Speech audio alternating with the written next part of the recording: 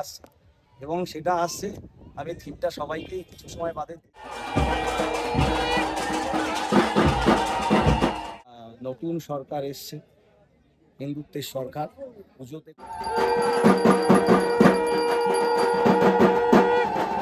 2026 সালে কিন্তু কামালপুরে ধুমধাম করে খুঁটি পূজার অনুষ্ঠান সম্পূর্ণ হয়ে গেল। আর এই বছরে কামালপুরবাসী নতুন কি চমক আনতে চলেছে, চলুন সরাসরি একদম সুজয়দার মুখ থেকে শোনা যাক। দিনেই সমস্ত পুজো সবাইকে সব মানে প্রশাসন এবং নেতৃত্বের সমস্ত কিছু সহযোগিতা নিয়ে পুজো এবছর হচ্ছে। এবছর পুজোর উৎসব হচ্ছে কামালপুরে। এবার পুজোর থিম কি রয়েছে? থিমটা বলছি আমরা, থিমটা 112খানা প্রতিমা তৈরি হচ্ছে, বিভিন্ন বৈচিত্র্যময়। থিমটা আমরা কিছু সময় বাদে শিল্পীরা আসলে একসাথে বলে দেবো। এই মুহূর্তে থিমটা হচ্ছে 112টা, যেহেতু 112 ফুটের দুর্গা সরকারিভাবে কামালপুর কখনোই সেই স্বীকৃতি পায়নি, যার কারণে এবছর 112খানা প্রতিমা পুজো করে এবছর উৎসব পালন করবে। এবার আমি দাদাদের বলছি, আর একটা যেখানে বিশেষ আমরা ঘোষণা করতে যাই, মা এখানে আসছে, থিমের উপর আসছে এবং সেটা আসছে। আমি থিমটা সবাইকেই কিছু সময় বাদে দিয়ে দেবো। তো থিমটার আমি একটু দাও হালকা করে বলে দিই তোমাদের। থিমটা যেটা আসবে আমাদের, বলি গর্ভগুহার অন্তরালে শক্তি,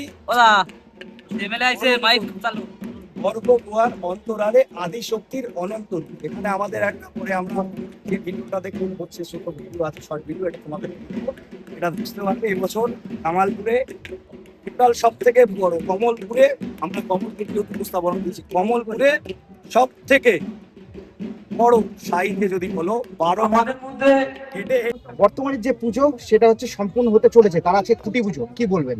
দেখুন, আপনারা সর্বপ্রথম ধন্যবাদ জানাতে হবে যারা আমাদের সামনে ইউটিউব চ্যানেলের আপনারা আছেন। আপনাদের মাধ্যমেই প্রচার পেয়েছিল যে একাধিকভাবে পূজা কমিটির উপর যেভাবে বাধা নেমে এসেছিল, এটা শুধু পূজা কমিটির বাধা নয়, এটা হিন্দু জাতির কাছে বাধা, সারা পশ্চিমবাংলা নয় ভারতবাসীর কাছে বাধা ছিল। আর সারা ভারতবাসী আমাদের যে দুর্গা উৎসব, ভারতবর্ষের মানুষের কাছে, বাঙালিদের কাছে শ্রেষ্ঠ উৎসব।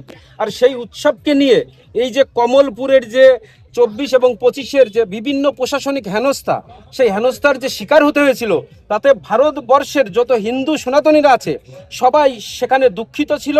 এবং রাজ্যে যে সরকার চলছিল তৃণমূল কংগ্রেসের সরকারের যে একাত্ম মনোভাব ছিল, শুধু মুসলিমদেরকে খুশি করার জন্য এই কমলপুরের এই ঠাকুর যাতে এখানে ঠিকমতো না হয়, একাধিক প্রশাসনিক ল অ্যান্ড অর্ডার সেখান থেকে বলেছে যে এখানে গাড়ি আসা বাধা হবে, এখানে অ্যাক্সিডেন্ট হতে পারে, এখানে মানুষ আসতে পারবে না, ঠাকুরে বেঁধে যাবে, বিভিন্ন রকমভাবে হয়রানি, প্রশাসনিক যত রকম হয়রানি করার রাজ্য সরকার তখন তৃণমূল কংগ্রেসের সরকার করেছে। তৃণমূল কংগ্রেসের সরকার চেয়েছিল শুধুমাত্র মুসলিমদেরকে তোষণ করার জন্যে, যাতে করে আমরা দেখাবো যে না আমরা ওই পূজাকে বন্ধ করছি, মানে হিন্দুদেরকে ছোট করে মুসলিমদেরকে শুধু খুশি করার জন্য, আর কিছু নয়। তারপরে তো এখন পূজা হবে আমরা যেমনভাবে চাইবো, আপনারা এলাকার কমিটি যারা যেভাবে চাইবে সেইভাবে পূজা হবে। এখানে কোনো বাধা থাকবে না, সরকারের কোনো বাধা থাকবে না, এলাকার মানুষের কোনো বাধা থাকবে না। যারা আপনারা প্রচার মাধ্যমে আছেন, সারা ভারতবর্ষের মানুষ এখানে খুশি থাকবে। যে তাদের আক্ষেপ ছিল যে আমরা কেন সেই বড় প্রতিমা দেখতে পেলাম না, সেখানে কেন হাজার বাধা, তার জন্য সবার মনের দুঃখ যন্ত্রণা জন্যেই আজ পশ্চিমবাংলা থেকে এই অপদার্থ সরকারকে বিদায় দিয়েছে। এবং বিদায় দেওয়ার এটাও কারণ যে হিন্দুদের উপর যেভাবে বিভিন্ন জায়গায় প্রশাসনিক প্রভাব খাটিয়ে হিন্দু ধর্ম প্রচারের ক্ষেত্রে একাধিক বাধা সৃষ্টি করেছিল, তার জন্যই কিন্তু আজ বিদায় নিতে হয়েছে। পশ্চিম বাংলা থেকে সকল সনাতনীরা এক হয়েছে এবং এই অপদার্থ সরকারকে বিদায় করেছে। এবার একটা তোমাদের বলি যে জিনিসটা, যেটা একটা দেখো, আজকে কামালপুর কিন্তু প্রথম শুরু করেছিল বড় মূর্তির ক্ষেত্রে। বড় মূর্তির যে একটা চাহিদা আছে সেটা সবাই জানে। আজকে দেখো কলকাতার বুকে 60 ফুটের একটা মূর্তি তৈরি হচ্ছে, আমাদের এই সরকারই এসে করছে। আজকে দেখো বাংলাদেশে, আজকে এই কথা না বলে পারছি না, বাংলাদেশেও কিন্তু এই অনুপ্রেরণাতেই বড় রাম মূর্তি তৈরি হচ্ছে। আজকে দেখো বাংলাদেশে বাধা এসছে, ওটা যেহেতু একটা মুসলিমের দেশ, মুসলিম সংখ্যাগরিষ্ঠতার দেশ, তো সেটাকে যদি ওয়েস্ট বেঙ্গল চিন্তা করা হয়, তো বিগত 2 বছর আগে ঠিক সেম পরিস্থিতি বিগত সরকার এখানে তৈরি করেছে, যেটা বাংলাদেশ তৈরি করতে চেয়েছিল।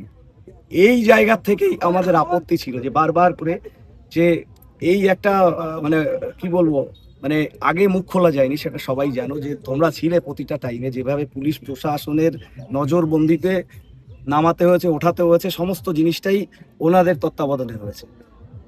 তোমরা সমস্তটারই সাক্ষী, কিন্তু তখন মুখ খুলতে গেলে অনেক কিছু ব্যাপার থাকতো। এখন সবাই স্বাধীন, সবাই মুখ খুলতে পারে।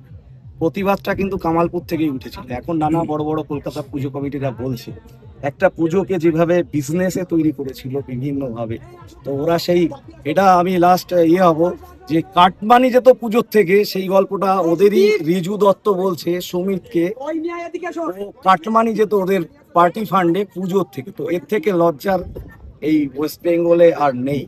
আর যারা হচ্ছে ইন্দ্রনীল সেনের ওয়াইফ, যিনি ছিলেন ওই মাসা আর্টের মাথা হয়ে, যারা 22টা পুজোকে টোটাল সমস্ত বিশ্বের দরবারে দেখানোর প্ল্যান করেছিল, 4 থেকে 5,000 টাকা পার হেড করে, মানে টিকিট কাটিয়ে বিশ্বের দরবারে বাংলাকে উনি উত্থানে নিয়ে যায়নি, লজ্জায় নাক কাটিয়েছে, লজ্জায় নাক কাটিয়েছে।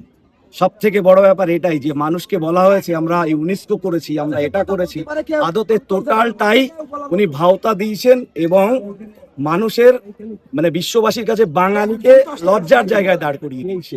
Last একটা জিনিস আপনার কাছে একটু জানার চেষ্টা করবো, 2025-এ যেই সময় ঠাকুর উপরে ওঠানো হয়েছিল, তারপর আমরা দেখেছিলাম ক্রেন দিয়ে যেদিন নামানো হচ্ছিল, সেদিন এখানে যত সোশ্যাল মিডিয়া হোক, নিউজ চ্যানেল হোক, যারা উপস্থিত ছিল, তারা সেই জিনিসটা তুলে ধরতে চেয়েছিল যে ক্রেন দিয়ে কোনো টেকনিক্যাল ফল্টের জন্য না, ক্রেন দিয়ে এমনি হচ্ছে জোরপূর্বক নামানো হচ্ছিল। কিন্তু তখন বারবার এটার প্রশ্নের জবাবটা আমি দিচ্ছি, কারণ তোমাদের তখন দেওয়া যায়নি। তোমরা জানো যে এখানে স্বয়ং ডিএসপি উপস্থিত থেকে যেভাবে এখানে পরিচালনা করেছে, টোটাল আমার বোধহয় ড্রেসও এরকম ছিল না, টোটালটা যেভাবে স্ক্রিপ্ট লিখে দিয়ে যেভাবে মানুষকে বলতে বলা হয়েছে, সেটাকে বলতে বাধ্য হয়েছে। সেটা জানো যে আগের সরকার কি করেছে, ওটাকে বলা হয়েছে টেকনিক্যালি, আসলে টেকনিক্যালি না, ওটাকে ঠাকুর নামানোর জন্য নবান্ন থেকে ফোন এসেছিল, যেটা বারবার করে যেই ঘটনাগুলো পরে এক সময় বসো পুরো টোটাল ঘটনাটা তোমরা জানতে পারবে। একটা গিনিস বুক করা যাবে না। এটা মূল ছিল হচ্ছে আগের সরকারের যিনি ছিলেন, তিনি হচ্ছে নিজেকে ছাড়া অন্য কাউকে চিনতেন না।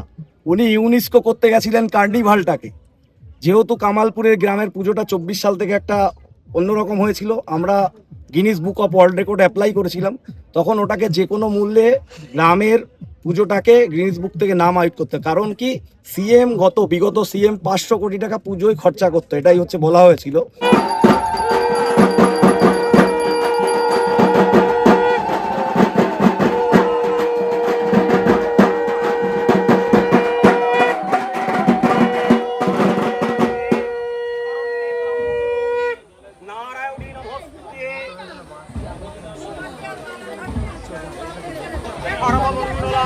মঙ্গল